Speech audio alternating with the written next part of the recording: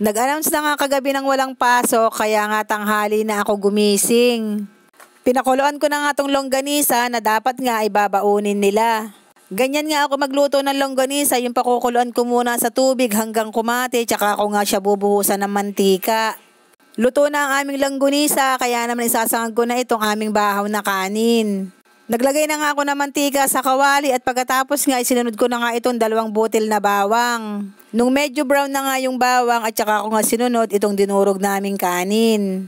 Dinadamihan ko talaga ang saing sa gabi para nga kinabukasan meron kaming sinangag.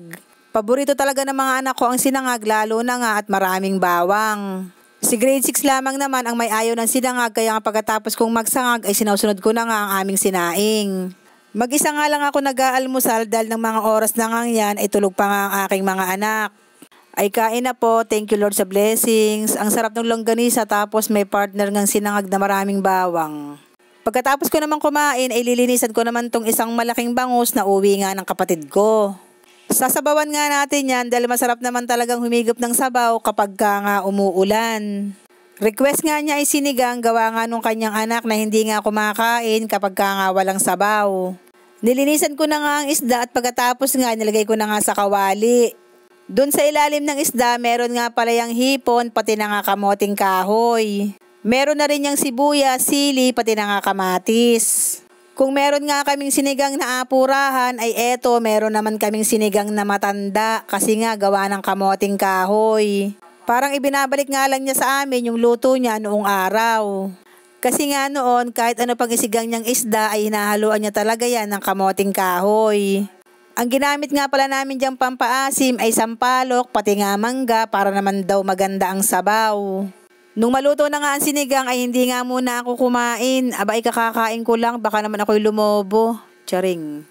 Magpapak nga muna ako ng uling dahil alam niyo naman ang uling kapag tag-ulan ay mabentang mabenta. Naubos na nga yung niripak ko nung nakaraan, kaya nga eto, magre-repack nga ako ng 20 sako. Charing. Ay baka ako hindi na makatayo kung 20 sako nga ang aking re-repakin. Hanggang ngayon nga, iniisip ko kung bakit talagang mabenta ang uling kapag nga umuulan. Ang iniisip ko na lang talaga ay siguro ay nagkakahoy na lang din sila katulad namin at dahil nga tag-ulan, syempre basa ang kahoy kaya nga nag-uuling. Tumayo pa nga ako dyan dahil nakalimutan ko ngang magsuot ng mask ay inuubo pa naman ako. Medyo mabagal nga ako magbalot ng uling kaya nga natapos ako ng kung anong oras at pagkatapos nga tsaka pala ako kumain. Kain na po ulit tayo ng sinigang na bangus na matanda. Ay Diyos ko, sa susunod ano naman kaya itatawag ko kung meron akong sinigang na apuran meron din sinigang na matanda. Yun lang, salamat. Like, comment and share and papalo na rin po.